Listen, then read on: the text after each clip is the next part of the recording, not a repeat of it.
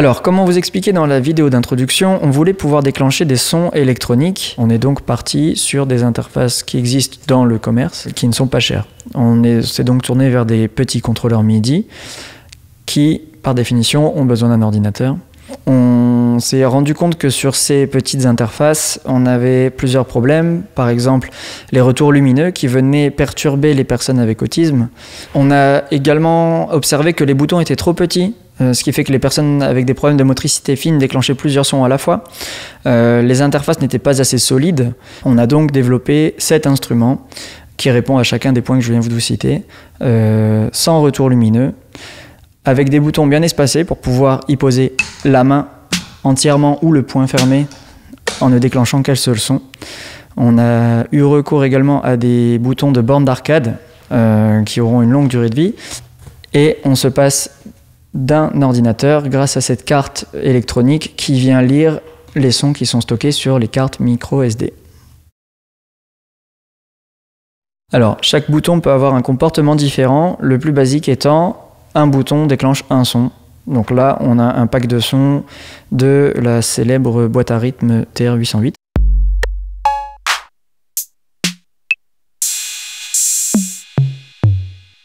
Un autre comportement qu'on peut avoir au niveau des boutons, c'est de lancer des boucles. Donc l'intérêt d'avoir ce type de boucle, c'est par exemple de donner un repère, une pulsation qui soit chouette à suivre, et ça permet aussi de libérer les mains de la personne qui mène l'intervention musicale pour ensuite s'occuper des participants sur les modes de jeu plutôt que sur le fait de jouer le métronome.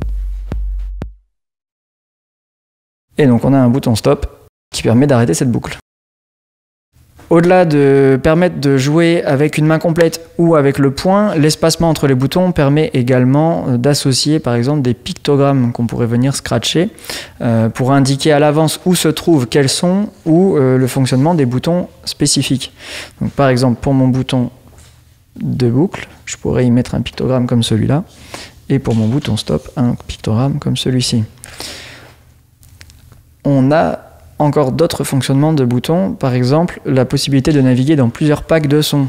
Donc ici, si j'appuie sur le bouton plus, je vais accéder à un autre type de son, et désormais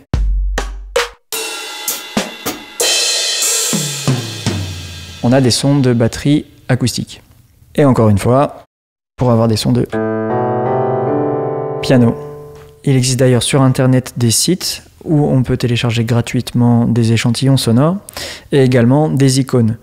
Ce qui permet, au-delà même de l'aspect musical, de mener des jeux de reconnaissance de son, par exemple, avec un son de tigre ici.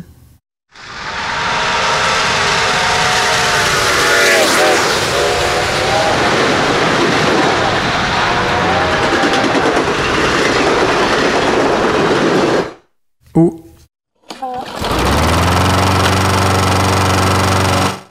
vous avez compris l'idée. On peut également avoir un autre comportement au niveau des boutons qui est, à chaque fois que j'appuie sur le bouton, un nouvel échantillon va être joué. Donc là, j'ai choisi 4 notes différentes.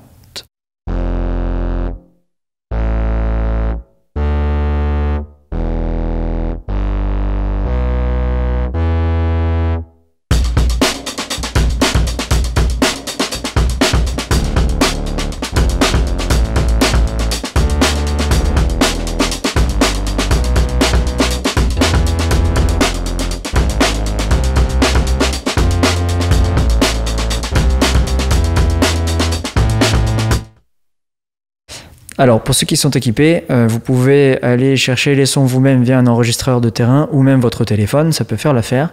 Recadrer les sons via un logiciel de traitement audio, les insérer sur la carte micro SD et les importer dans l'instrument.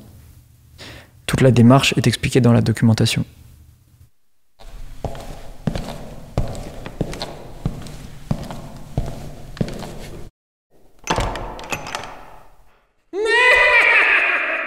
Voilà, donc on espère que cet instrument vous inspire et vous donne des idées de création sonore.